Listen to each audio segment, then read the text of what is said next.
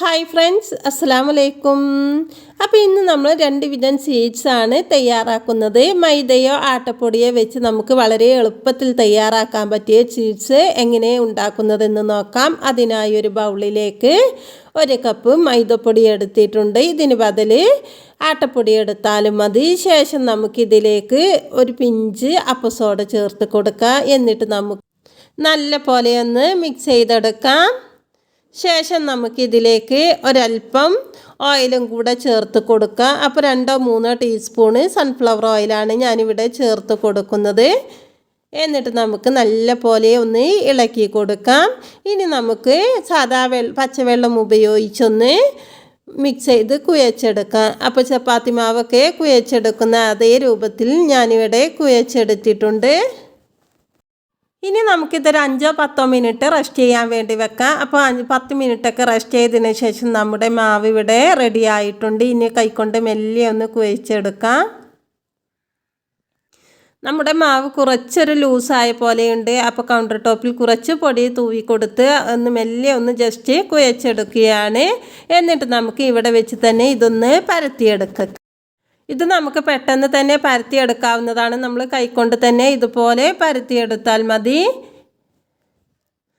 അപ്പോൾ പറ്റ തിന്നായിട്ടല്ല നമ്മളിത് പരത്തിയെടുക്കേണ്ടത്, കുറച്ച് കട്ടിയോട് കൂടിയാണ്. നമുക്ക് ഇതുപോലെ റൂളർ ഉപയോഗിച്ചും ഇത് പരത്തിയെടുക്കാവുന്നതാണ്. അപ്പോൾ ഇത്ര കട്ടിയിലാണ് നമ്മളിവിടെ പരത്തിയെടുത്തിട്ടുണ്ട്. ഇനി നമുക്കിതൊന്ന് കട്ട് ചെയ്തെടുക്കാം.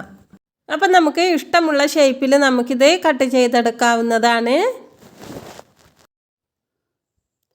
അപ്പോൾ കട്ട് ചെയ്യുന്നതൊക്കെ നിങ്ങളുടെ ഐഡിയക്ക് അനുസരിച്ചൊക്കെ കട്ട് ചെയ്താൽ മതി. ഞാൻ ഈ ഒരു ഷേപ്പിലാണിത് കട്ട് ചെയ്തെടുക്കുന്നത്. അപ്പോൾ നമുക്ക് മുഴുവനും ഇതുപോലെ തന്നെ കട്ട് ചെയ്തെടുക്കാം.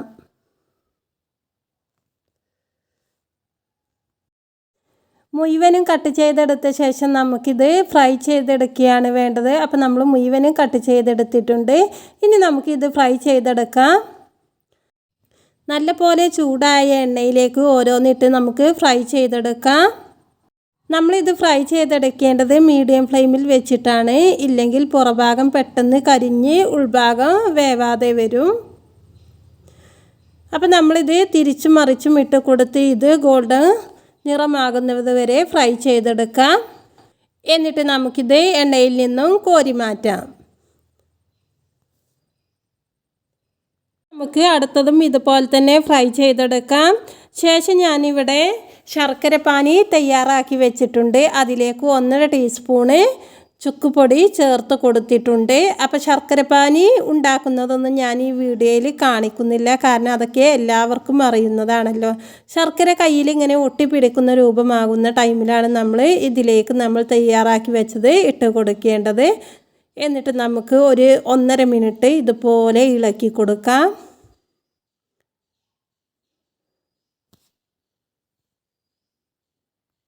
ചുക്കുപൊടി നിങ്ങളുടെ കയ്യിൽ ഇല്ല എങ്കിൽ അതിന് പകരം ഏലക്ക, നല്ല ജീരകം കൂടെ പൊടിച്ചത് ചേർത്ത് കൊടുത്താലും മതി. ചുക്കുപൊടി ചേർക്കുമ്പോൾ പ്രത്യേക ഒരു ടേസ്റ്റാണ്. ഈ ടൈമിൽ നമ്മൾ ലോ ഫ്ലെയിമിൽ വെച്ചിട്ട് വേണം ചെയ്തെടുക്കാൻ.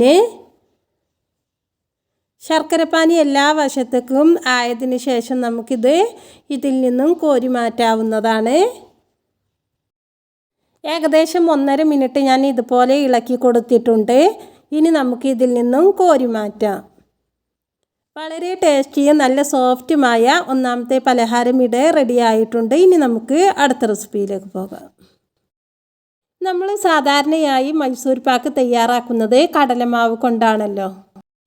ഇന്ന് ഞാനിവിടെ തയ്യാറാക്കുന്നത് മൈസൂർ പാക്കിൻ്റെ അതേ രൂപത്തിൽ മൈദ കൊണ്ട് ഉണ്ടാക്കുന്ന ഒരു റെസിപ്പിയാണ്. ഇതേ രൂപത്തിൽ തന്നെ നമുക്ക് ആട്ടപ്പൊടി കൊണ്ടും ഇത് തയ്യാറാക്കാവുന്നതാണ്. അപ്പോൾ നമുക്ക് നേരെ റെസിപ്പിയിലേക്ക് പോകാം.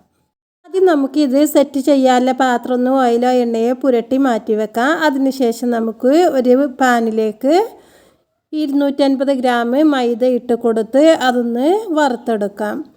അപ്പോൾ ഒരു 1.5 മിനിറ്റൊക്കെ വറുത്തെടുത്താൽ മതി. അപ്പോൾ അതിന് ശേഷം ഞാൻ ഫ്ലെയിം ഓഫ് ചെയ്യുന്നുണ്ട്. ശേഷം ഒരു പാനിലേക്ക് 3/4 കപ്പ് പഞ്ചസാര ഇട്ട് കൊടുത്ത് അതിലേക്ക് 1/4 കപ്പ് വെള്ളവും ഒഴിച്ച് കൊടുത്ത് നമുക്കിതൊന്ന് മെൽറ്റ് ചെയ്തെടുക്കാം.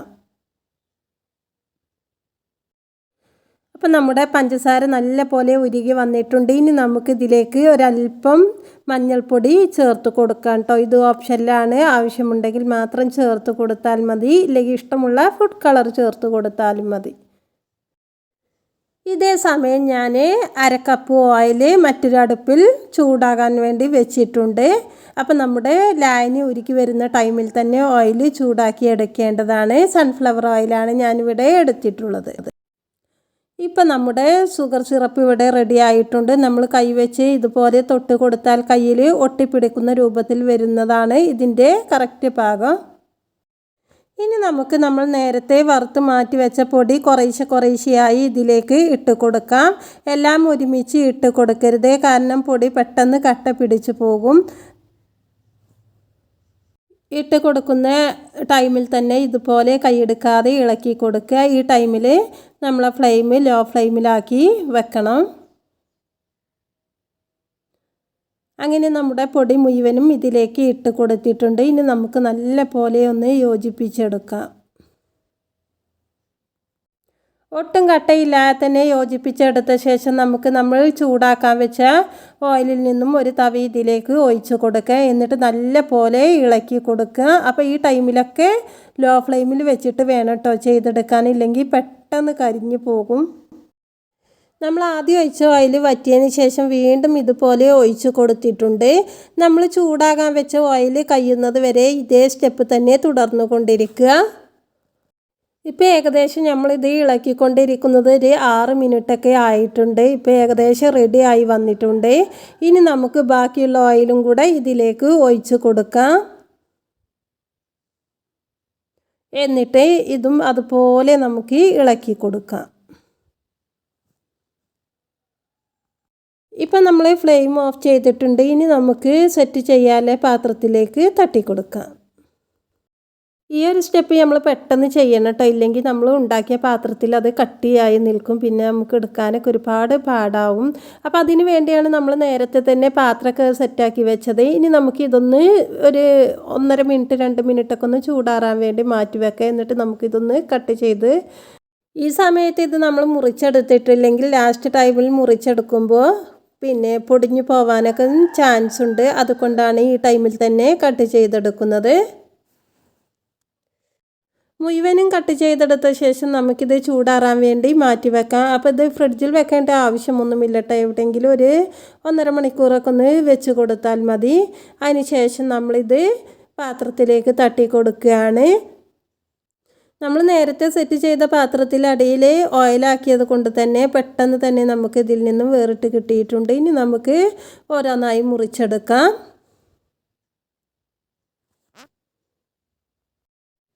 ആദ്യം തന്നെ മുറിച്ചെടുത്തത് കൊണ്ട് തന്നെ നമുക്കിത് കട്ട് ചെയ്യാൻ ഈസിയാണ്. അതുപോലെ തന്നെ നമുക്കിത് ചെറിയ പീസാക്കി കട്ട് ചെയ്യാൻ ചെറിയ വിര കൂടി ഇട്ട് കൊടുത്തൊക്കെയാണെങ്കിൽ ഒന്നും കൂടി എളുപ്പമായിരുന്നു. അപ്പോൾ നമുക്കിത് ചെറിയ പീസാക്കി കട്ട് ചെയ്തെടുക്കാം. അപ്പോൾ ആ ടൈമിൽ ഞാനത് മറന്നു പോയതാണ് കേട്ടോ. എന്നാലും കുഴപ്പമില്ല, പൊട്ടാതെ തന്നെ നമുക്കിത് മുറിക്കാനൊക്കെ നല്ല സോഫ്റ്റായി തന്നെ ലഭിക്കുന്നുണ്ട്. അപ്പം നമ്മൾ ഇന്നുണ്ടാക്കിയ 2 റെസിപ്പിയിൽ ഏത് റെസിപ്പിയാണ് നിങ്ങൾക്ക് ഇഷ്ടപ്പെട്ടതെന്ന് കമൻറ്റിലൂടെ അറിയിക്കുക. ഇന്നത്തെ വീഡിയോ ഇഷ്ടമായ ലൈക്ക് ചെയ്യുക, ഷെയർ ചെയ്യുക, കമൻറ്റ് ചെയ്യുക. ഇതുപോലെയുള്ള വ്യത്യസ്തമായ റെസിപ്പിക്ക് നമ്മുടെ ചാനൽ സബ്സ്ക്രൈബ് ചെയ്യുക.